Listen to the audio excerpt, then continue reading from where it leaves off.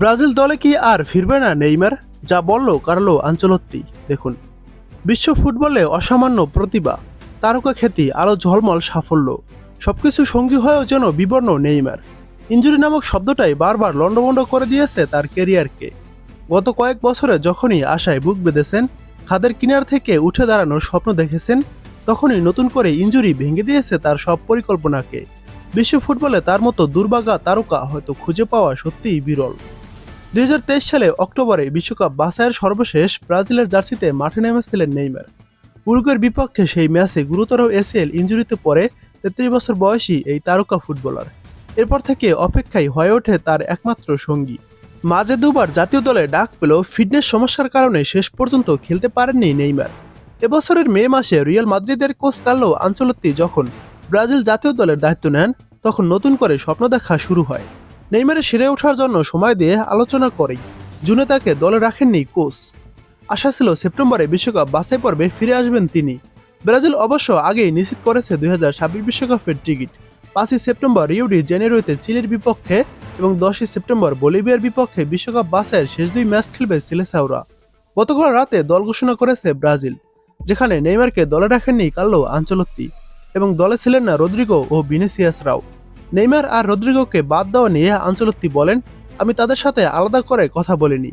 Brazil দলের ব্যাপারটা ওরা ভালোভাবেই জানে। খেলতে হলে নিয়মিত মাঠে থাকতে হবে আর ফিট থাকতে হবে। আমার আলাদা করে কিছু বোঝানোর দরকার নেই। চাইলে ওরা আমাকে ফোন করতে পারে। রদ্রিগোর কাছে আমার নাম্বার আছে, নেইমারের কাছে আছে কিনা জানি না, তার কাছেও থাকবে হয়তো। তাই আনচেলত্তির কথায় স্পষ্ট যে আগে ফিট থাকতে হবে এবং ক্লাবে নিয়মিত খেলতে হবে, তারপরেই ব্রাজিল জাতীয় দলে জায়গা হবে। এর আগে এই দুই ম্যাচের জন্য সান্তোসের হয়ে নিয়মিত পারফর্ম করে নিজেকে তৈরি করেছিলেন নেইমার। কিন্তু ভাগ্য ফের বাধা হয়ে দাঁড়ালো। গত বৃহস্পতিবার সান্তোসের অনুশীলনে হঠাৎ উরুতে চোট পান নেইমার। এরপর 2 দিন তিনি শুধু জিম সেশনে অংশ নেন। শুরুতে ক্লাব কর্তৃপক্ষ ভেবেছিল চোটটি গুরুতর নয়, কিন্তু বিস্তারিত পরীক্ষা নিরীক্ষার পর জানা গেছে মাংসপেশিতে বড় ধরনের সমস্যা ধরা পড়েছে এবং এটি ইনজুরিতে বেশ গুরুতর। সান্তোস ইতিমধ্যে ব্রাজিল ফুটবল ফেডারেশন সিবিএফ এর মেডিকেল বিভাগকে বিষয়টি জানিয়েছে। ব্রাজিল জাতীয় দলের চিকিৎসকরা চাইলে নেইমারের স্বাস্থ্য পরীক্ষা করে চূড়ান্ত সিদ্ধান্ত নিতে পারবেন বলেও জানিয়েছিল ক্লাবটি। ইনজুরিতে পড়ার আগে সান্তোসের হয়ে টানা 7 ম্যাচ পূর্ণ 90 মিনিট খেলেছিলেন নেইমার।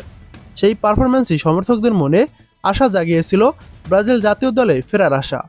তবে নতুন এই ইনজুরির কারণে কোচ আনচেলত্তি তাকে নিয়ে ঝুঁকি নেবেন না, এটা এখন প্রায় নিশ্চিত।